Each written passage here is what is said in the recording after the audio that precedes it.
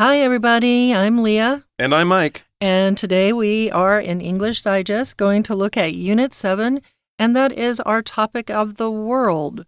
So we are going to actually not look at the world per se, but the world of driving skills, how different countries test driving skills. So we're going to go back and forth about, who's driving, how they get to the point where they're allowed to drive. Do you drive, Mike? I do drive. I've driven both here in Taiwan, in Canada. I've also driven in the UK when I rented a car there a few years ago. And it's kind of an interesting thing. I think driving tests around the world have gotten quite a bit harder over the last 10, 20 years. I know that in Canada, at least in certain parts of Canada, the driving test now for young people would have been much harder than the one that I went through. So I guess I kind of feel lucky in that way, but it's also a good thing. I think that driving tests are becoming a little more challenging. There are more people using the road with more types of vehicles. Of course, a lot more people ride bikes and things like that these days than they did in the past.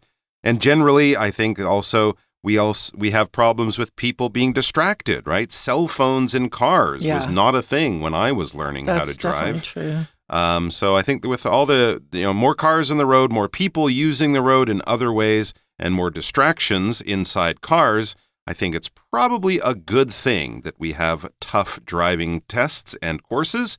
And it's interesting also, as you were saying, to see the difference in culture around the world with how people are taught how to drive. Absolutely. And the rules that go into the process are quite interesting. We'll dive into that today.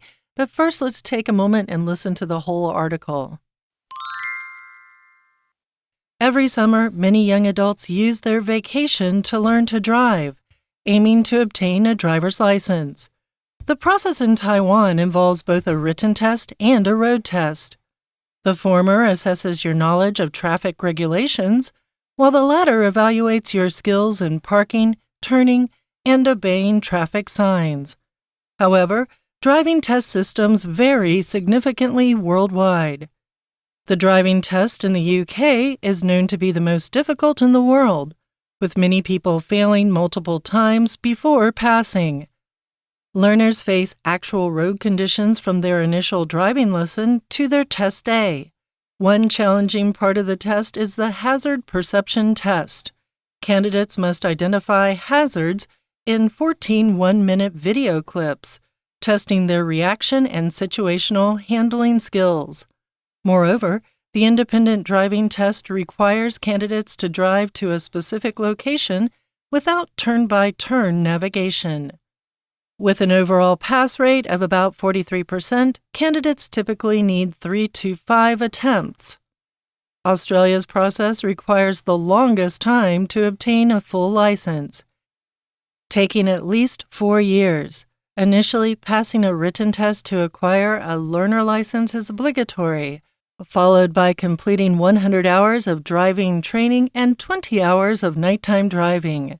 Afterward, a road test earns you a provisional license 1, allowing you to drive with a 90 kilometers per hour speed limit for a year. Next, a hazard perception test is required for provisional license 2, which you need to keep for 2 years. Ultimately, a driver qualification test secures the full license. With an overall pass rate of about 50%, this prolonged process ensures novice drivers have ample learning and practice time, enhancing driving safety.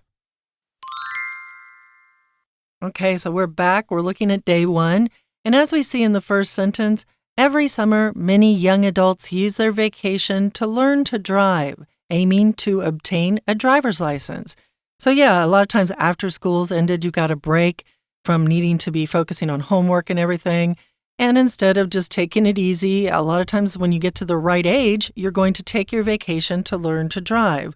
With the goal you are aiming to, your goal is to obtain or get a driver's license, to procure a driver's license. And driver's license being proof that you have gone through all the testing and are now able to drive. And driver's licenses in a lot of countries are used in different ways, which we will get into in our article.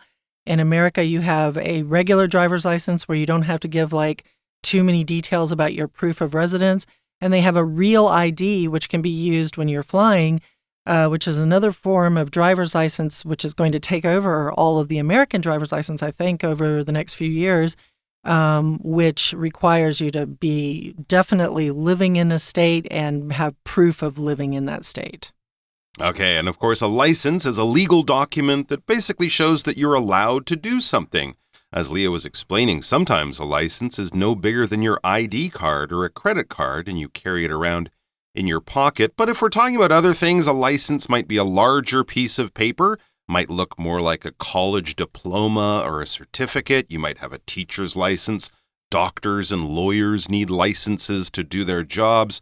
I'm sure airline pilots and, people who have a lot of responsibility in their jobs, they also will have licenses around. So as long as you have the license and you keep it up to date, you are allowed to do whatever that license says. Now let's look at how you get a license here in Taiwan. The next sentence says, the process in Taiwan involves both a written test and a road test. All right, so you'll have to do kind of like an exam where they ask you questions and you have to give the right answers, simple things like, what is the speed limit on a highway, or what do you do in certain situations? And as long as you pass that, then you can take a road test. This is where you actually get in the car with someone who is testing you, and they get you to drive forward, left, right, do maneuvers, stop, start, park the car, just to kind of show that you're safe, you know the rules of the road, you're not going to be going out there trying to be Max Verstappen on your first day driving, thinking you're an F1 driver, or this is a Fast and Furious movie. We can also sometimes call this road test the practical test.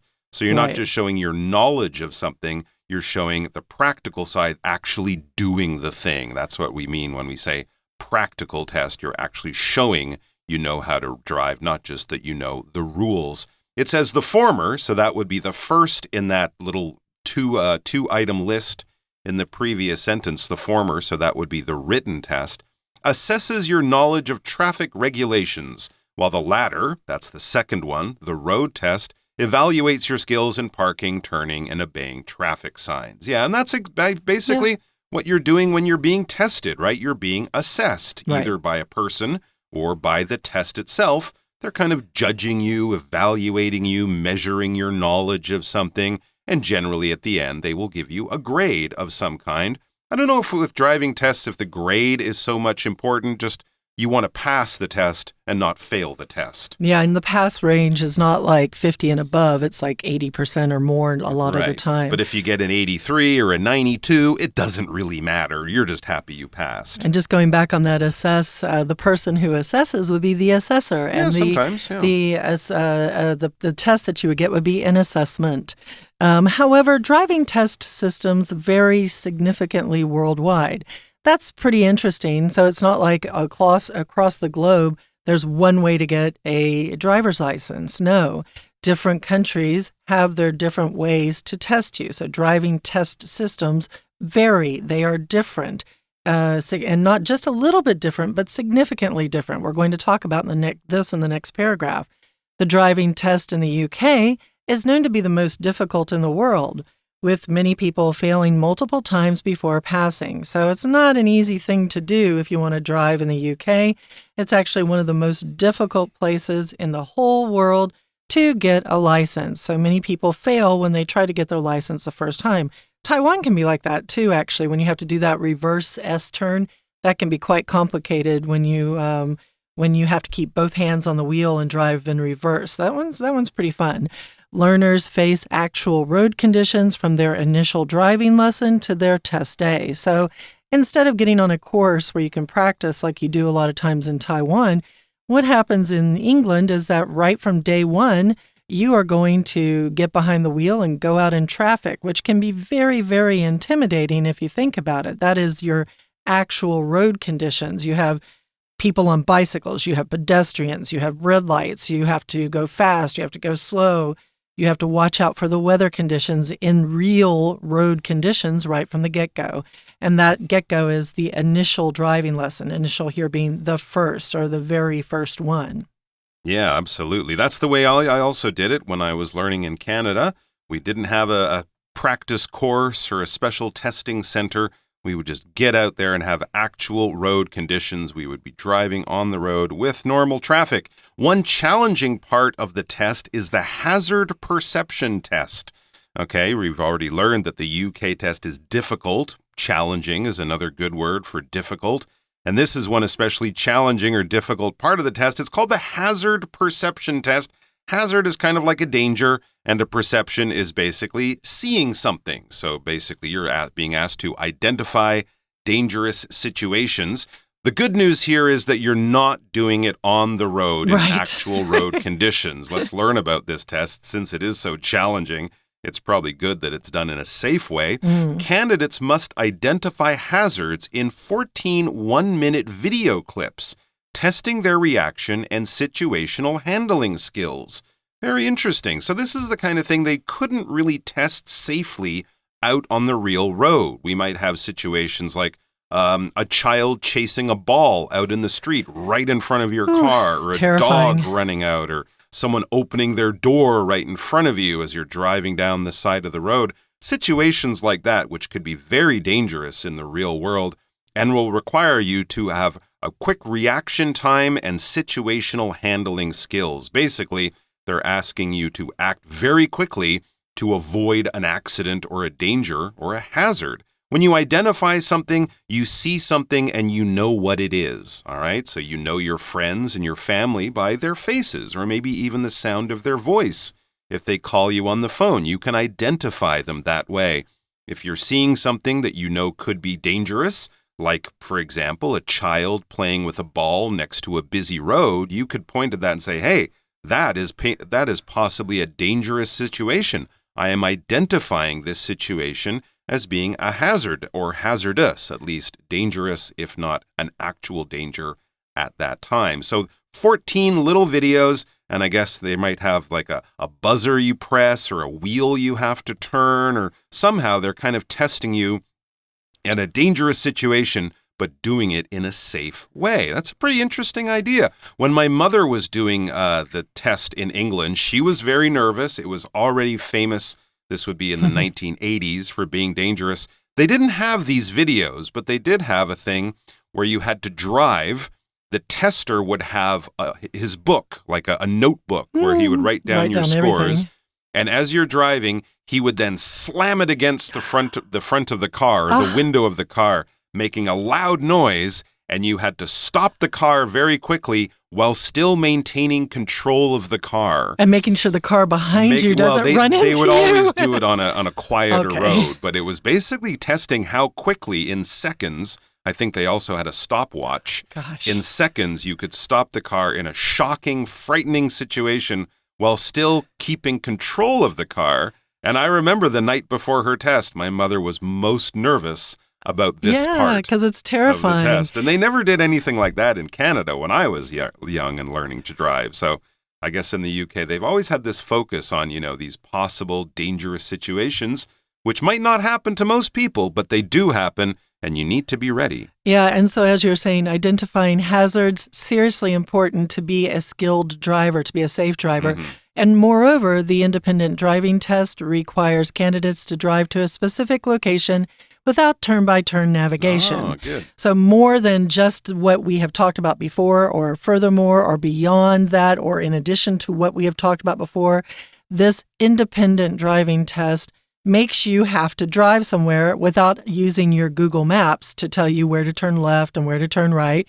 So that would be your turn-by-turn navigation. If you have a map set up that is telling you in 300 meters, turn right.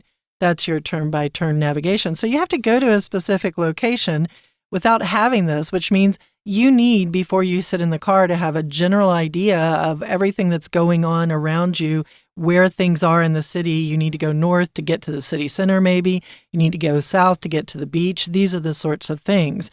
With an overall pass rate of about 43%, candidates typically need 3 to 5 attempts, 3 to 5 tries, before they are able to pass this particular aspect of the test. All right, guys, let's take a listen now to our Chinese teacher. Hello everyone, 我是派老师。今天讲解的是暑期合刊 Unit 7 How Different Countries Test Driving Skills Day 1第一天的课程。这个单元带着大家更加认识世界，介绍世界各国的驾驶考照制度。我们有许多听众目前在高中就读，其中有一些可能很快要满或已经满18岁了。有些同学可能会利用寒暑假时间去学开车，希望早日考到驾照，可以开车到处兜风。虽然台湾的汽车考照制度经过调整以后，比以前更有挑战性，但说白了，就只是稍微难考一点。但是大家经过这个单元的介绍，会发现其实台湾和其他国家相比，我们的小客车驾照真的是好拿多了。好，我们一起来看学习重点吧。请同学看到第一段第一个句子 Every summer 这个句子。好，请同学看到逗点后面的 aiming to obtain a driver's license。好，请同学确认这里这个 aiming 其实呢是分词构句，因为中間没有连接词嘛，所以 aiming 这里我们用分词构句加 ing。此外有一个词语搭配，请同学特别注意 obtain a driver's license 取得驾照。那这个 obtain 这个动词很重要，其实后面呢我们还可以加哪些东西呢？像比如说取得学位 obtain a degree， 取得证书 obtain a certificate。 好，再来我们看到第二个句子，要注意的是这个主要动词 The process in Taiwan involves。 好，请同学把它画起来，那其实就是告诉我们说这个过程当中有哪些东西。那动词呢我们用 involves。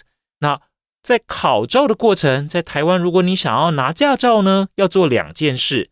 一件事情是要考笔试 a written test， 那另外一个就是路考 a road test。 好，再来我们看到第三个句子。第三个句子呢就进一步的呢再接着第二个句子告诉我们说，好，那所谓的笔试是做什么的，路考又分别是什么？我们请同学看2个动词。第一个呢是主要子句的 assesses， 那它的主词是 the former， 前者那指的就是 written test 笔试。再来请同学看到第二个动词是副词子句的动词 evaluate。 同学有没有发现这2个其实都是评量评估的意思哦？好，那可以说在这里就是同义词，那就是笔试要看的是大家了不了解交通规则，而路考就是要看看驾驶人或者想要成为汽车驾驶人的这一些考生，他们到底知不知道要怎么开车的技巧。那最后呢，请同学看到第4个句子，这是整篇文章的主旨句就是整篇文章的大意。Driving test systems vary significantly worldwide， 全世界的驾照制度都不一样。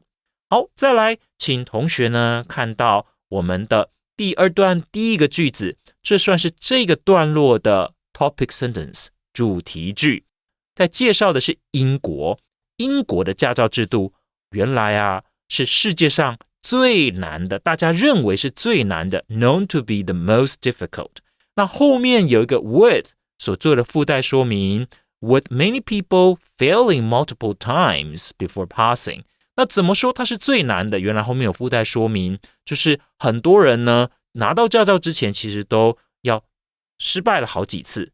请注意的是 failing 它加上 ing， 不可以用原形动词哦。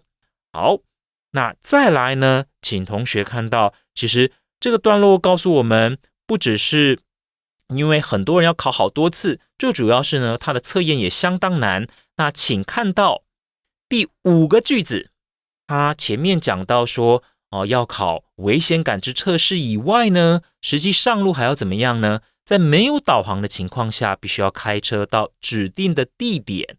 同学请特别注意的是 moreover 这个连结词。那这个连结词呢很重要，就让我们知道说它们到底是怎么连结在一起的。好，那再来请同学看到第6个句子。第6个句子的 pass rate。Pass rate 呢就是通过率的意思。好，只有 43%， 所以呢英国的驾照相当难拿。All right, we're going to take a quick break and then we'll be right back.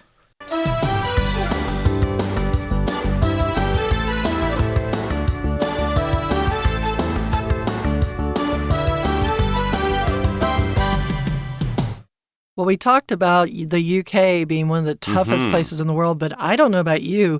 When we looked over this article and we talked about Australia, or we read about Australia, I was like, oh my goodness, that just seems so much harder. Oh, it's true. A lot of countries have come in. I think Canada, many parts of Canada, because in Canada we do it by province. There's not a whole country test.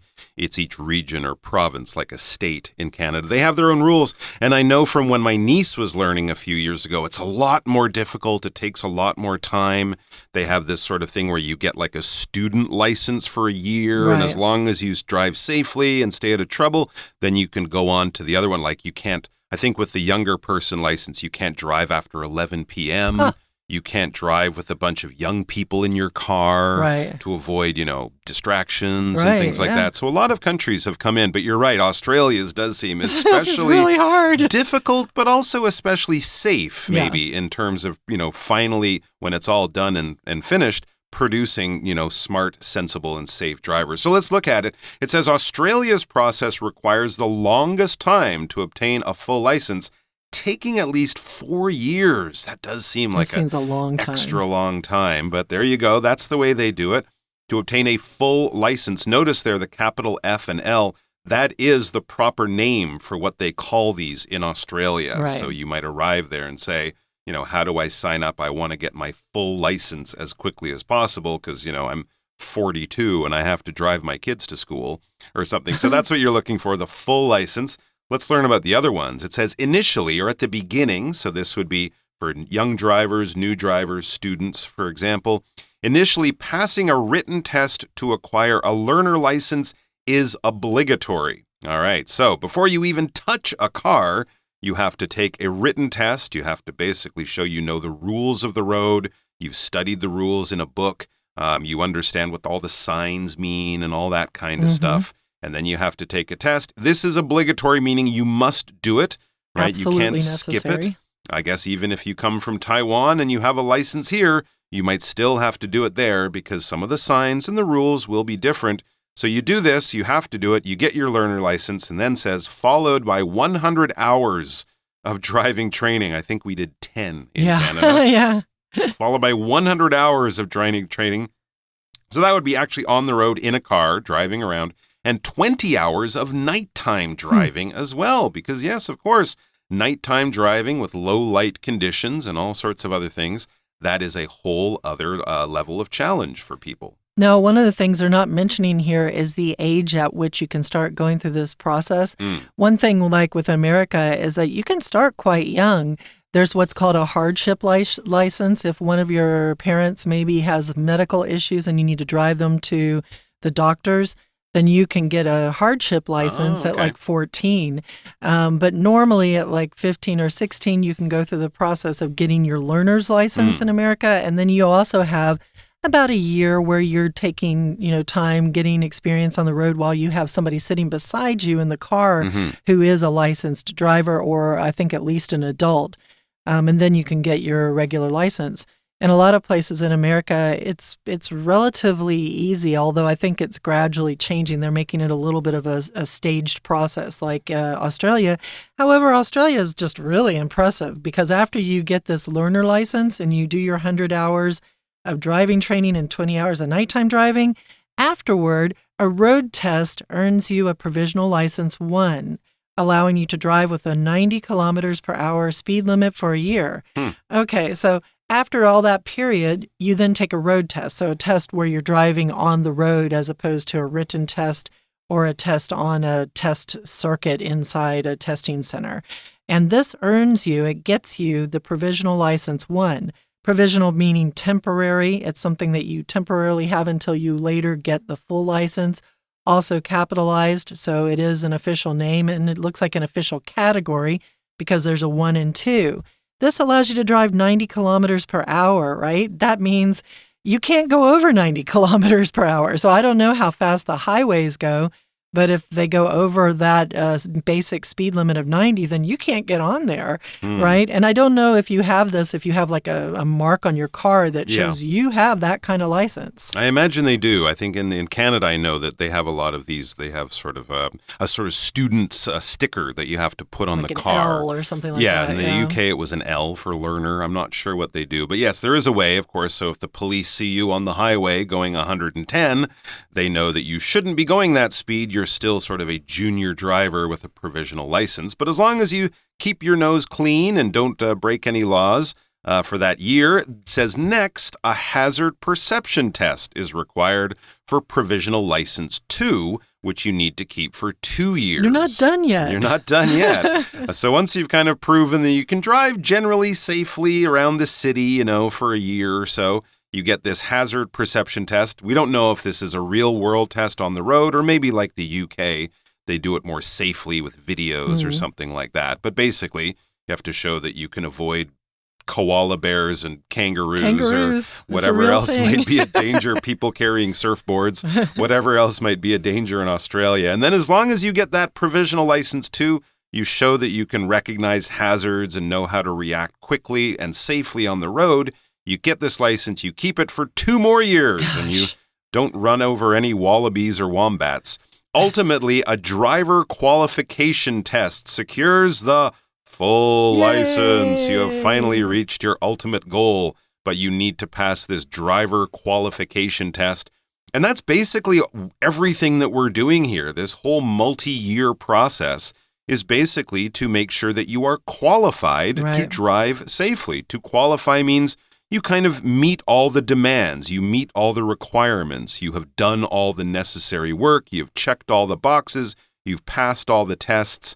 So if you are qualified, we've tested this person, we've judged and evaluated this person, they can do it, they measure up to our high standards, and then you will get a qualification of some kind. I mean, in some ways you can think of a high school or university diploma, that piece of paper they give you when you graduate, as an educational qualification certificate, basically showing they passed all the tests, they got all the grades, they successfully completed their courses of study. In this case, you've successfully completed not just this test, but all the previous tests and the years of sort of proving that you could be a safe driver. But it's not easy. Yeah. What's the pass rate here? Well, it's kind of crazy, right? I mean, you spent 4 years going through this process. You've passed all the tests.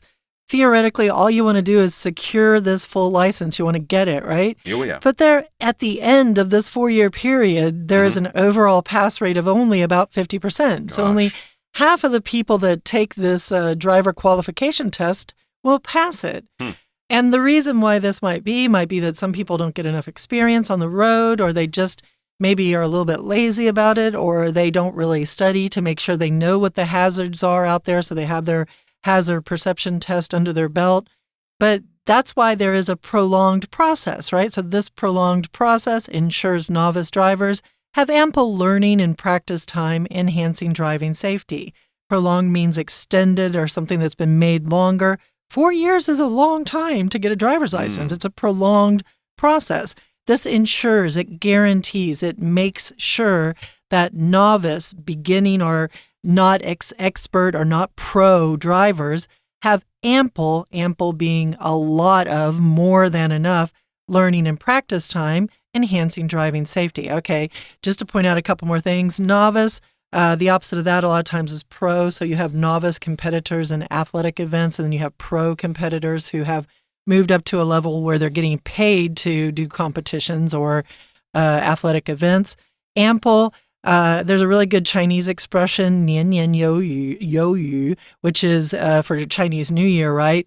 That's my best example of ample. You have more than enough. Always and forever you have more than enough. And enhancing means to make a little bit better or make a little bit more incredible or interesting. All right, let's listen to our Chinese teacher one more time. 再来，我们看到第3段。第3段，好，要介绍的是另外一个国家的驾照制度——澳洲。澳洲是哪里很特别呢？原来，在全世界，澳洲呢可以说是要拿到驾照呢最旷日费时的，要花4年左右，至少4年才拿得到。那为什么呢？最主要就是因为他们有分很多阶段。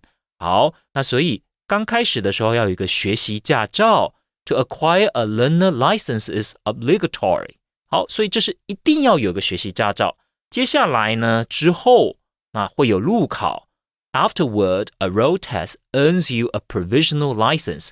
1. 而且呢，会有另外一个，就是临时的这种驾照呢，它是第一阶段。接下来在接受了这种所谓的危险感知测试之后，会再另外拿到第2个阶段的。那这还不是最完整的。那还有第5个 ultimately 第5个句子 ultimately a driver qualification test secures the full license 要通过这个所谓的驾驶人资格测试才能够拿到真正的驾照。好，这个 secures 请同学画起来，跟我们前面所介绍 obtain 是同义词。好，那这样子看完以后，同学应该也确认了，原来澳洲的驾照制度真的是相当的冗长 ，this prolonged process， 所以 prolong 请画起来就是相当冗长的意思。那最主要有什么目的啊？就是要确认这些新手的驾驶人 novice drivers， 他们呢有充分的学习还有练习的时间 ，ample learning and practice time。好 ，ample 这个形容词很重要。那常见的搭配还有譬如说我们有充分的证据 ample evidence 或者呢有充分的学习机会 ample learning opportunities。 好，以上呢就是我们针对这个课程第1天所做的中文讲解，谢谢大家。 All right, guys, so that wraps up our day for today. Join us again tomorrow with day 2. We're going to move to Asia and talk about different Asian countries and what they do with their driver's license testing process.And so we hope you'll join us again. Remember to follow AMC on Facebook for more learning tips if you're interested. For English Digest, I'm Leah. I'm Mike. Take care. Bye-bye.